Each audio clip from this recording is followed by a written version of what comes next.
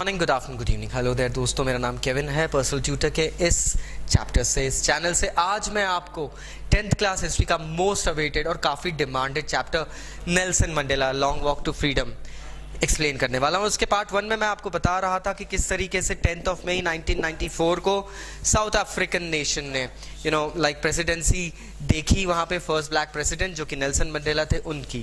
Part 2 यहाँ पे मैं आपको बताऊंगा कि वो स्पीच देने के बाद में नेल्सन मंडेला क्या observe करते हैं. So let us go ahead and see that. A few moments later, we all lifted our eyes in awe as a spectacular array of South African jets, helicopters and troop carriers rode in perfect formation over the Union building. मेरे speech के खत्म होने के कुछ पलों बाद ही हम लोगों ने आश्चर्य के भाव से आसमान की तरफ देखा। वहां पे हमें साउथ अफ्रीकन जेट्स, यहां पे साउथ अफ्रीकन जेट्स इसलिए एम्फसाइज किया गया है my friends words because this shows the freedom of a country. Now this country was no more a territorial colony of British empire. अब ये कंट्री साउथ अफ्रीका बन चुकी थी, नेशन हो गया था। अब ये ब्रिटेन इंग्लैंड की कोई कॉलोनी नहीं बन के रखी थी। इस कारण से नेल्सन मंडेला एम्फसाइज कर रहे हैं वर्ड साउथ अफ्रीकन पे। कुछ पलों के बाद में हमने south African jets, helicopters, troopers ये सब देखे हमने। ट्रूप कैरियर्स जो होते हैं उनको, वो जो बिल्डिंग्स थी वहां पे, जो यूनियन बिल्डिंग्स थी, उनके ऊपर से निकलते हुए देखा। मतलब ये एक निशानी होती है। रिमेंबर माय फ्रेंड्स, कभी आप लोगों ने 26 जनवरी की परेड या 26 जनवरी का आपने रिहर्सल परेड वगैरह चेकआउट करा होगा। So you must be seeing that even our our navy, our air force, our army, it shows the valor of us by flying the jets and all the careers and all that we have. So that is all the things that are also going ahead here. यहाँ पे भी ये हो रहा है. Now it was not only a display of pinpoint precision and military force, but a demonstration of military's loyalty to democracy, to the new government that had been freely and fairly elected. अब ये यहाँ पे जो plane उड़ान भर रहे थे आसमान में, दोस्तों ये सिर्फ अपनी एक उड़न शैली या अपने कार्य कौशल को नहीं दिखा रहे थे. They were not boasting about their flying skills, or they were not going ahead and showing like we form a perfect formation and fly around in the air. It was actually paying homage. They were showing their honority, their loyalty towards the new government. यहाँ पे वो लोग अपनी नई सरकार के प्रति अपनी भक्ति दिखा रहे थे, अपनी लॉयल्टी प्रूव कर रहे थे कि हाँ, ये जो सरकार इस बार एक डेमोक्रेटिक इलेक्शन के थ्रू इलेक्ट हुई है, लोगों की सरकार है, ये लोगों ने इस सरकार को चुना है। अब ये आर्मी, ये एयरफोर्स जो है, ये इस सरकार के प्रति अपनी संबद्धता दिखा रही है, अपनी प्रगाढ़ता दिखा रही है, और यहाँ ये प्रूव कर रही है, बता रही है कि हम लॉयल हैं आपके लिए. It also says, only moments before the highest generals of the South African Defence Force and Police, their chests bedecked with ribbons and medals from days gone by, saluted me and pledged their loyalty. इसी के कुछ पल पहले Nelson Mandela कहते हैं south Africa की army और police के जो टॉप मोस्ट रैंकिंग ऑफिशियल्स होते हैं, जो जनरल्स होते हैं, और पुलिस के जो डीजीपीज एंड ऑल जो होते हैं, डिप्यूटी जनरल्स होते हैं, उन लोगों ने जिनकी छातियों पे बड़े बड़े रिबन्स और मेडल्स लटके हुए थे, उन लोगों ने आके भी अपनी लॉयल्टी मुझे दिखाई है। मेरे सामने उन लोगों ने अपनी लॉयल्टी का प्रदर्शन करा है कि वो लोग मेरे पात्र बन के रहेंगे. इसके आगे एक बहुत ही नॉस्टैल्जिक और बहुत ही एक ऑफेंसिव टर्म यूज करते हैं वो, I was not unmindful of the fact that not so many years ago, before they would not have saluted but arrested me. एक यहाँ फैक्ट नेल्सन मंडेला को काफी चुभता रहता है.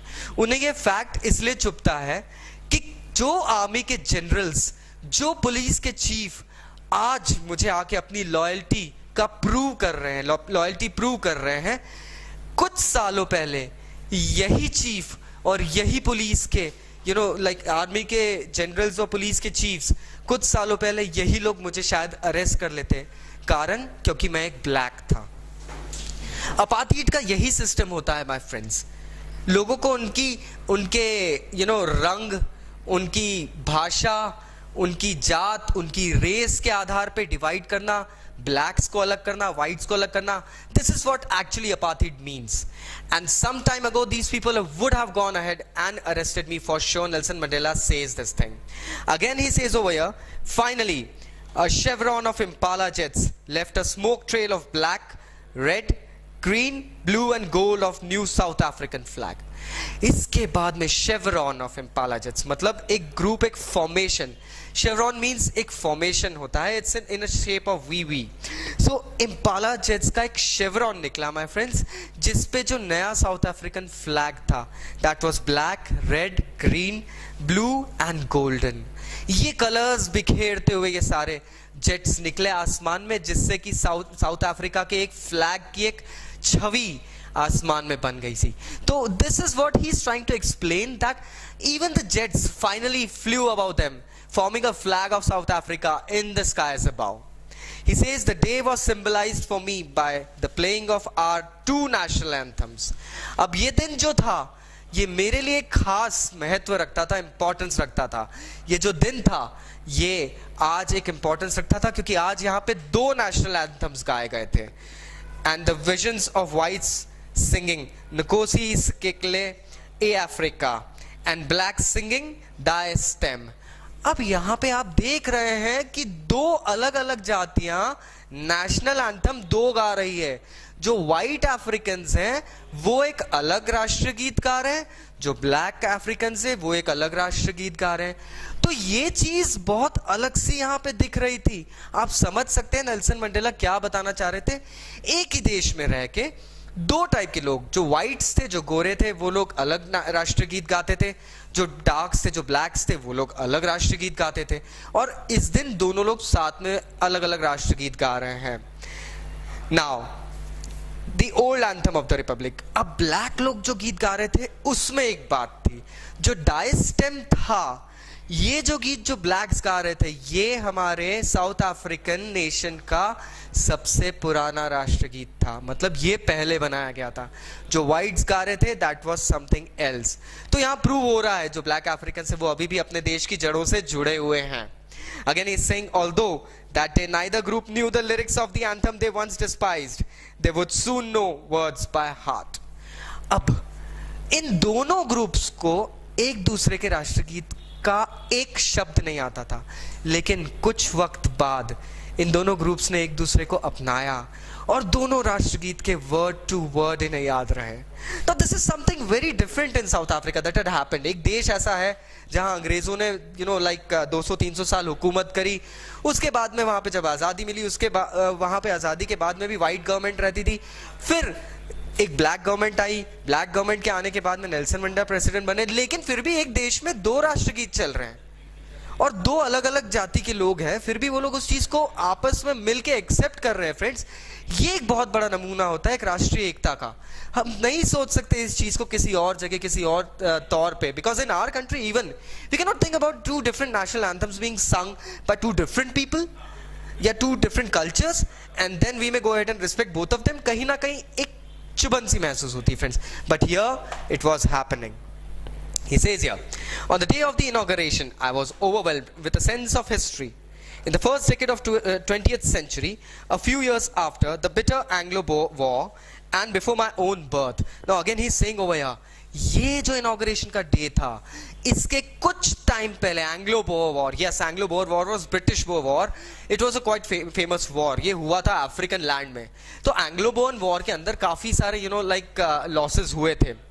एंड इनके भी बर्थ के काफी पहले नेल्सन मंडेला कह रहे हैं that it was even before my birth, मेरे पैदाइश के भी काफी पहले की बात है ये. And the white skin peoples of South Africa patched up their differences and erected a system of racial domination against the dark skinned people of their own land. अभी जो एंग्लो-बोअर वॉर हुआ था, इसका एक consequence ये था, the main consequence that actually took place after the Anglo-Boer War was that the white-skinned people of South Africa who were living in patches, मतलब ये लोग टुकड़ों में रहते थे, बटे हुए से रहते थे अलग अलग पैचेस में.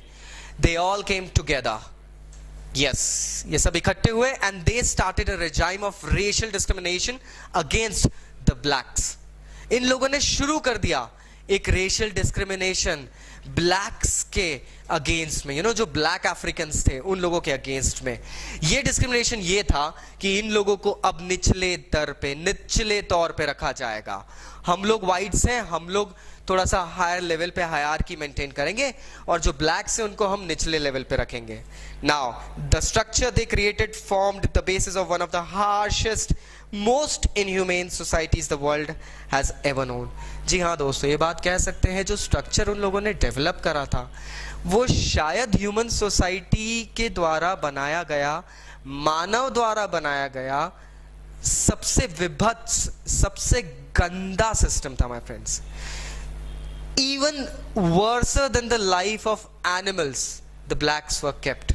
जी हाँ, जानवरों से भी बदतर बर्ताव किया जा रहा था वहां पे ब्लैक अफ्रीकन्स के साथ में। उनका बर्थ एक तरीके से उनके लिए एक श्राप बन गया था। नेल्सन मंडेला यहाँ पे इन चीजों को याद करते हैं। And he says, now in the last decade of 20th century and my own 8th decade as a man, मतलब ये 20वीं सदी खत्म होने वाली है, इसका आखिरी दशक चल रहा है और मेरा 80वां दशक। मतलब think about it, Nelson Mandela at the age of in his 80s, frankly, he's going ahead and getting the leadership of the nation called South Africa.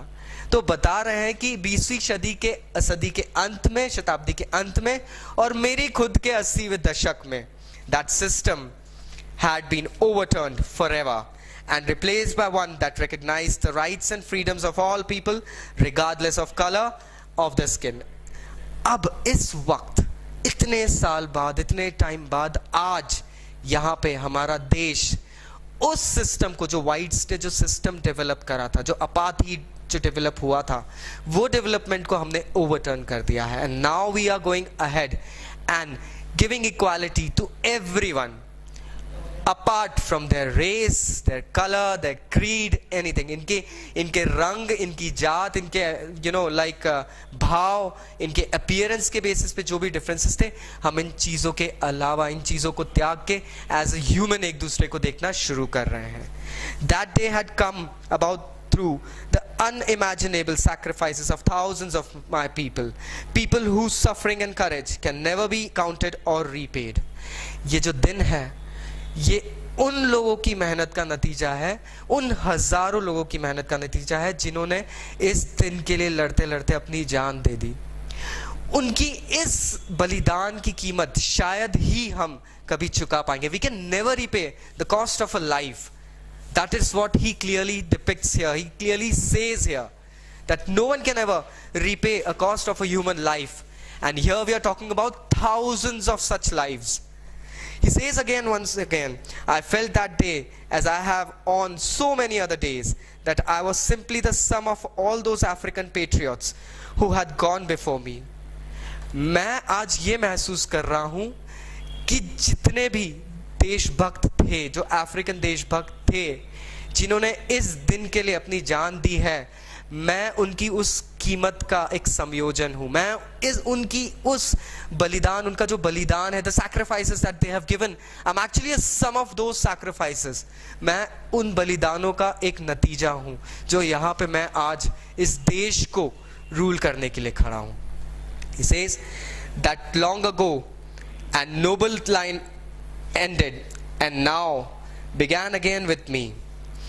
I was pained that I was not able to thank them and that they were not able to see what their sacrifices had wrought.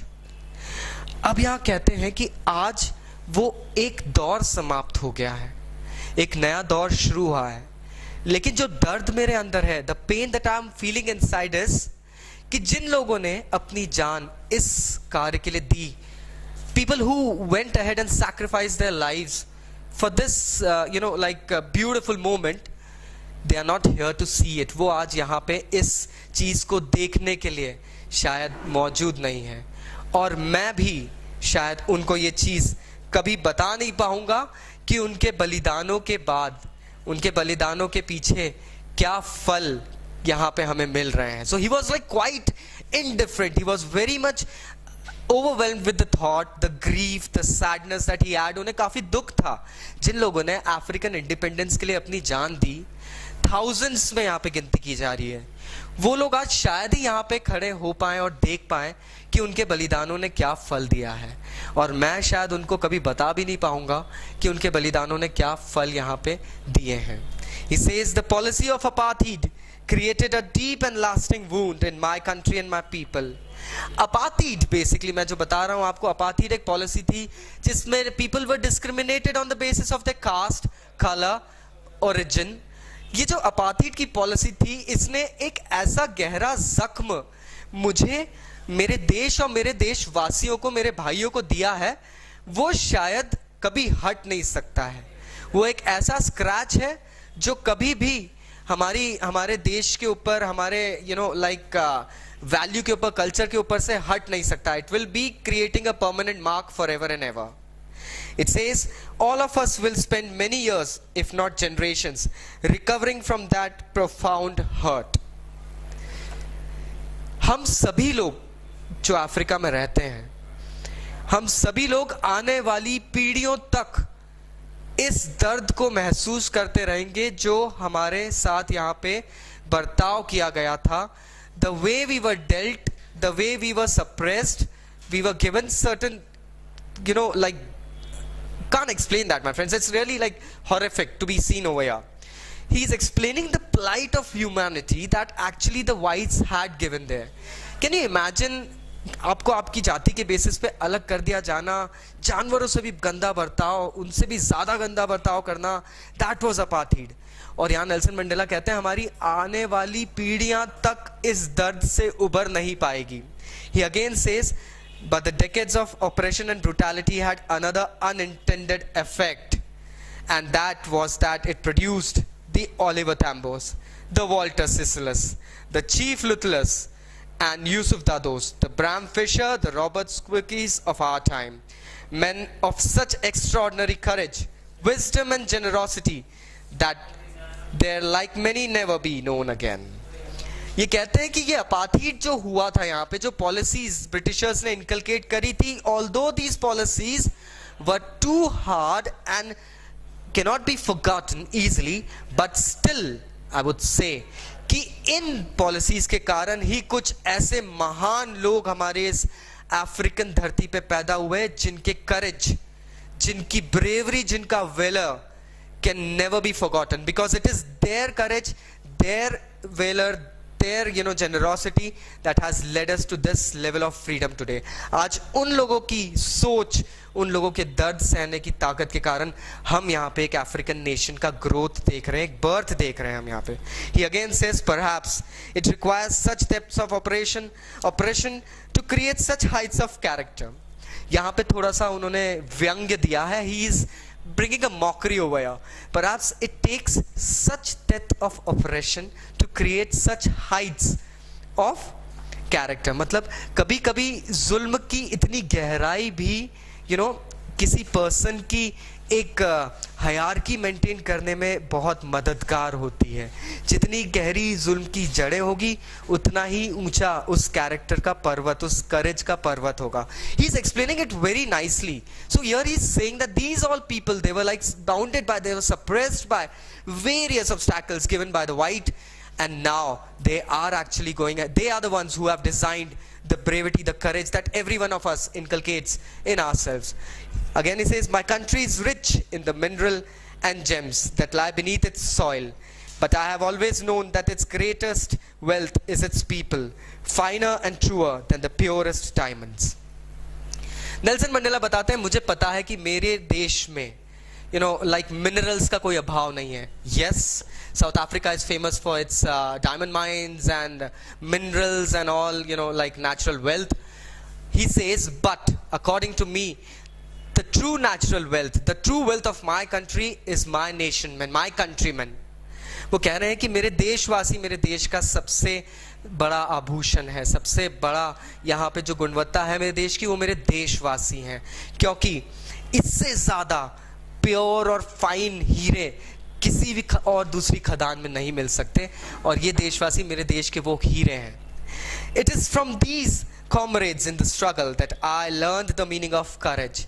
इन साथियों के साथ लड़ने पे मुझे साहस, मुझे धैर्य इन चीज़ों का मतलब क्या होता है ये समझ में आया. Time and time again, I have seen men and women risk and give their lives for an idea. I have seen men stand up to attacks and torture without breaking, showing a strength of resilience that defines the imagination. वक्त बे वक्त मैं देखते आया हूँ लोगों को किसी operation के खिलाफ खड़े होते हुए, अपनी जान की बाजी लगाते हुए और अपनी जान देते हुए. मैंने देखा है आदमियों को और महिलाओं को अपने देश की, वो किस तरीके से अपनी जान की परवाह करे बगैर अपने देश की आज़ादी के कॉज के लिए खड़े रहते थे, अड़े रहते थे. I've seen men stand up to attacks and torture without breaking. मैंने उन लोगों को वहाँ खड़े होते हुए देखा है जिन पे टॉर्चर किए जा रहे थे, but they were not breaking down.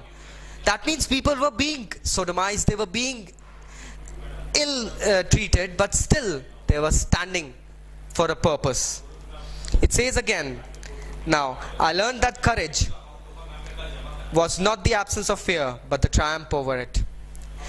मुझे ये पता चला है कि साहस बेसिकली डर की विलुप्ति नहीं है. साहस डर के ऊपर जो जीत होती है उसे कहा जाता है bravery. So he's very clearly explaining the facts that people should be very clear about the word courage. Courage does not mean absence of fear, but it means winning over the fear. He says, the brave man is not he who does not feel afraid, but he who conquers that fear. सही बात बताइए, एक साहसी आदमी वो है जो डर से भागता नहीं है बल्कि उसके ऊपर जीत हासिल करता है. No one is born hating other person because of the color of his skin or his background or his religion. कोई पर्सन पैदाइशी किसी दूसरे पर्सन के साथ बैर नहीं रखता है. वो पैदाइश से किसी दूसरे रंग या दूसरी जाति के पर्सन से बैर रखना नहीं सीखता है. This is all inculcated in him by his surroundings, by the people around him, by the way he is taught, by the culture he is living in. He says here, people must learn to hate, and if they can learn to hate, they can be taught to love. For love comes more naturally to the human heart than its opposite. लोगों को घृणा करना सिखाया जाता है. And if people are taught to hate someone else, yes my friends, they can easily learn to love someone else as well. लोग एक दूसरे को जिस तरीके से घृणा करना सीखते हैं उसी तरीके से एक दूसरे से प्यार करना भी सीख सकते हैं. They can actually do that क्योंकि किसी को प्यार करना ज्यादा आसान होता है उससे घृणा करने के. Now he's again saying over here, even in the grimmest times in prison, when my comrades and I were pushed to our limits, I would see a glimmer of humanity in one of the guards, perhaps just for a second, but it was enough to reassure me and keep me going. Kabhi kabhi, Nelson Mandela says that yes, we should understand one fact. Nelson Mandela had been imprisoned numerous times. He had been treated worse than an animal at times. He was treated worse than an animal. His comrades, he calls them comrades, उनके साथी. He says that मैं और मेरे साथी जब जब जेलों में बंद होते थे, हमारे साथ जब हमारे साथ बहुत ही पीड़ात्मक वे में बर्ताव किया जाता था, we were like treated very badly, तब मुझे कहीं ना कहीं इंसानियत की एक like चमक दिख जाती थी किसी ना किसी प्रिजन गार्ड में, जो शायद तरस खा के इनको पानी दे सकता या थोड़ा ढांढस दे देता था या थोड़ा सा सपोर्ट देता था.